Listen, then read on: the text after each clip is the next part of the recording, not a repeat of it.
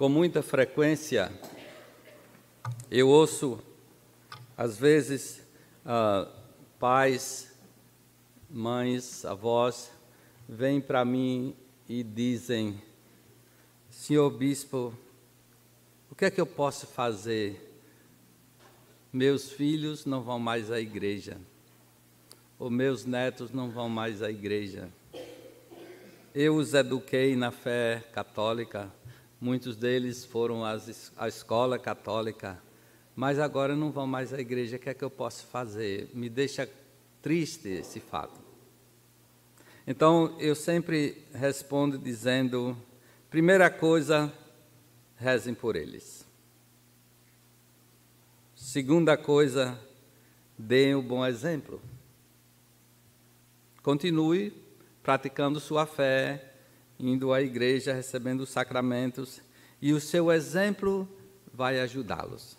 As suas orações vai ajudá-lo.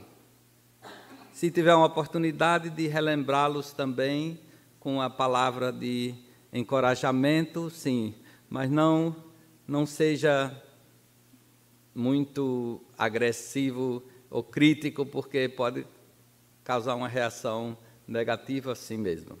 Então, primeira coisa, continue rezando por eles. Eu não sei se isso soou parecido com alguém aqui, né? Mas ontem eu estava celebrei 2 crismas numa paróquia, e alguém estava me dizendo, todos jovens, né, 14 anos mais ou menos, e a gente diz, esses jovens, a gente faz a crisma na esperança de que eles se comprometem com a fé, que vão praticar a fé, mas 14 anos de idade, será que vai acontecer? Aí o pároco estava me dizendo, tudo isso que você disse para eles, não espere que amanhã eles vão tudo colocar em prática, mas vai ficar lá na mente deles, lá atrás. Depois, quando eles forem para a universidade, certamente muitos vão separar da igreja, é comum quando isso acontece, mas depois, lá na frente, quando eles talvez se casarem, tiverem filhos, eles vão lembrar disso, vão lembrar do que fizeram, do que ouviram, e talvez, com a graça de Deus, eles voltarão a praticar a fé. Então, essa é uma realidade da nossa vida, do nosso mundo. Que bom saber que temos esse grupo, esse apostolado, esse ministério, essa união de mães que rezam pelos seus filhos. Nas leituras de hoje, desse 4º domingo da Quaresma, que a gente vê um tema de conversão, de retorno à casa. E isso é exatamente o que certamente vocês esperam dos filhos de vocês, especialmente daqueles que podem estar distante de Deus ou da igreja ou da família. Tudo isso acontece. Nós vemos essa incrível parábola do filho pródigo ou do pai misericordioso, cheia de surpresas. É interessante que Jesus conta essa parábola porque os fariseus estavam criticando Jesus porque ele acolhia os pecadores. Veja, sendo criticado por acolher os pecadores. E aí, Jesus dá um ensinamento extraordinário que todos nós sabemos e aprendemos. Primeira coisa, então, cheia de surpresa, né? Uma primeira surpresa é que o filho mais novo ousa pedir ao pai a herança que lhe é de direito. Isso não era aceitável na cultura judaica. Esperar o pai morrer para poder receber a herança era o comum, mas uma audácia de pedir agora, eu quero, você está vivo, mas eu quero a minha herança agora. Segunda surpresa, o filho mais velho não diz nada, não intervém, não diz nada. Terceiro, o pai, surpreendentemente, concorda com a ideia e divide a propriedade entre eles. Em quarto lugar, o filho mais novo transforma a propriedade em dinheiro, parte para uma terra distante, gasta tudo com uma vida de farra, de entretenimento, a gente dizia até loucura, né? E depois que gastou tudo aí, se sente sozinho, abandonado, sem nada, com fome. Aí ele encontra o trabalho de cuidar dos porcos. Veja que a parábola coloca os porcos. Ele podia cuidar de ovelha, de gado, de cabra, né? Mas Jesus conta que ele vai cuidar dos porcos, porque os porcos, na cultura judaica, é um animal impuro. Então, quem se mistura com porcos, come, né? Então, veja que a parábola coloca... E depois, veja bem, ele tinha desejo de comer o farelo que os porcos comem, mas nem isso ele tinha direito. Não existe um lugar mais baixo, um estado mais infeliz do que esse, especialmente para a cultura judaica.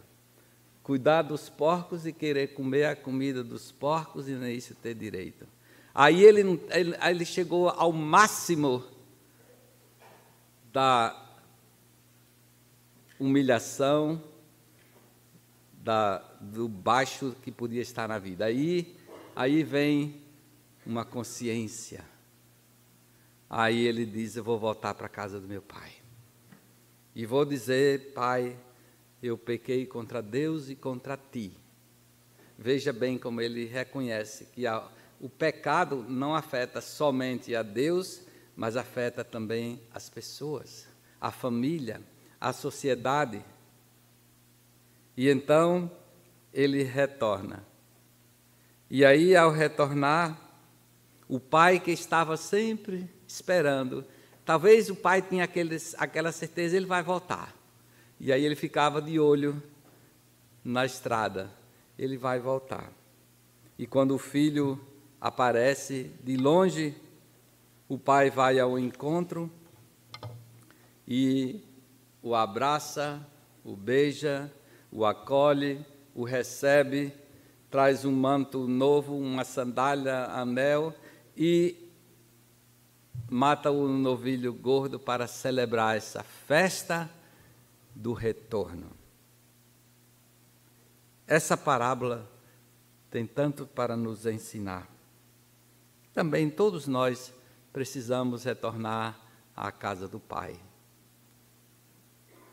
Mas é importante a gente lembrar da misericórdia do nosso Pai, que está sempre pronto a nos acolher, a acolher os pecadores, como Lucas nos disse no Evangelho. O Pai que não...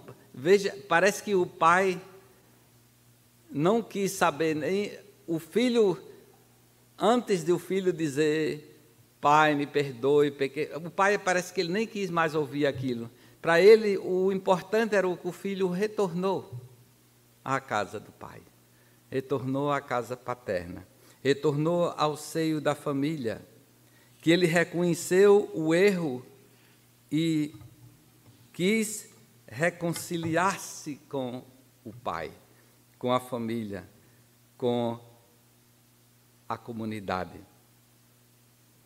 Mas aí tem a história do filho mais velho, né? O filho mais velho que parecia sempre fiel, dedicado, obediente ao pai. Quando ele retorna do campo e ouve o som da música, da festa, da alegria, aí ele chama os empregados e pergunta: mas o que é que está acontecendo? Aí eles explicam que o irmão dele voltou e o pai matou o novilho gordo e estava celebrando o retorno. Veja bem que a celebração envolveu a comunidade. O pai queria mostrar a todo aquele vilarejo, a toda aquela comunidade, o retorno do filho. Então ele matou um novilho e convidou todo mundo: vamos celebrar. Não foi só o pai com o filho, mas toda a comunidade se alegrou, toda a comunidade celebrou, toda a comunidade se reconciliou com aquele filho que havia abandonado. Mas esse filho mais velho não entendeu. Talvez o orgulho, a soberba, talvez um pouco de inveja, talvez um pouco de falta de capacidade de perdoar, talvez o ressentimento, a mágoa daquele irmão ter pego sua herança, dissipado tudo com a vida de pecado e agora ser aceito, reconciliado, bem-vindo, para ele isso não era aceitável. E o pai vem, explica para o filho: você está sempre comigo, tudo que é meu é seu, vamos celebrar. Interessante que Lucas não diz claramente se o filho mais velho aceitou a explicação do pai ou não, se ele entrou para a festa ou não. A gente sabe que ele não quis entrar. Mas aí Lucas deixou aberta essa parte para a gente se colocar também no lugar daquele filho mais velho. Uma coisa nós sabemos: o filho mais novo voltou para casa. O velho, o mais velho, a gente não sabe. O filho mais novo reconheceu a falta e o pecado e pediu perdão. O filho mais velho, a gente não sabe. O filho mais novo foi reconciliado com o pai, com a família, com a comunidade. O filho mais velho, a gente não sabe. Interessante que parece que só o novo precisava de perdão e reconciliação. O filho mais velho precisava também. Porque o ressentimento, a falta de perdão, destruía a paz e a liberdade dele. Quando a gente guarda ressentimento, mágoa, aquilo corrói o interior da nossa vida. É como um produto que corrói um vaso. Se você coloca um produto químico forte num vaso frágil, ele vai corroer aquele vaso e vai causar grandes danos. O ódio, a falta de perdão, o ressentimento, a mágoa, é como esse químico forte que corrói o vaso do nosso coração, da nossa vida, da nossa alma. Quando a gente é capaz de perdoar, como o Pai misericordioso, compassivo, veja que Lucas diz: o Pai teve compaixão, compadeceu-se da condição do filho. O Pai não perguntou nada: Onde você esteve? O que é que você fez? Cadê o dinheiro que você levou? Para ele, tudo isso era passado. O importante agora é estar juntos, estar unidos, reconstituir a família, recriar aquela família que estava dividida, rompida pela ausência daquele filho. Quando nós nos reconciliamos uns com os outros, especialmente na família, a gente encontra uma paz que nada neste mundo mais pode dar. Então, hoje, nós pensamos muito nisso. Estamos prontos para retornar à casa do Pai e deixar para trás tudo que é de velho, de ruim. São Paulo nos disse na segunda leitura da carta aos Coríntios: se alguém está em Cristo, é uma nova criatura. Tudo começa agora. Foi isso que aconteceu com o filho, uma nova criatura. Tudo que era velho ficou para trás. Tudo agora é novo, disse São Paulo. E tudo vem de Deus porque por Cristo nos reconciliou consigo e nos confiou a misericórdia da reconciliação. Através de Cristo, da sua morte na cruz, da sua ressurreição, Ele nos reconciliou com Deus. E essa reconciliação que Ele nos trouxe, que Ele nos deu, Ele quer também que nós transmitamos, que nós passemos uns aos outros, que façamos a mesma coisa. Então, hoje, nós nos alegramos com tudo isso. E eu quero parabenizar, afirmar, congratular todos vocês que participam desse apostolado de orar pelos filhos. Tantos filhos que precisam mesmo da oração das mães. Aquele pai da parábola, ele fez o papel de pai e mãe. A parábola não fala nada sobre a mãe, né? Ele não sabe nada sobre a mãe, porque ele fez o papel do pai e da mãe. Qual é a mãe que não se preocupa com seus filhos? Qual é a mãe que não deseja o melhor para os seus filhos? Qual é a mãe que não reza pelos seus filhos? Aqueles que talvez não têm fé não vão rezar, né? Mas aqui vão rezar, porque especialmente se os filhos estiverem distantes, ou se estiverem separados da família, ou se estiverem envolvidos em coisas ruins, destrutivas na vida, que é parte da vida também.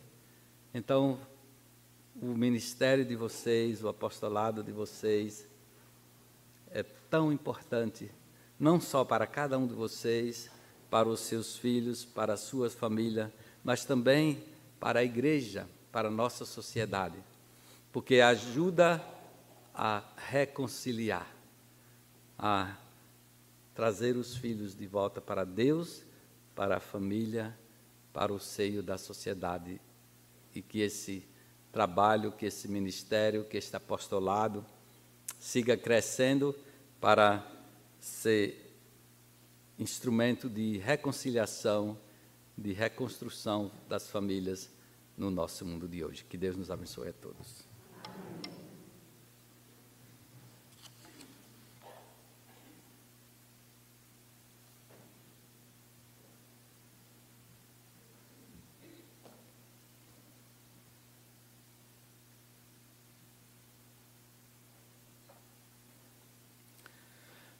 Creio em Deus Pai,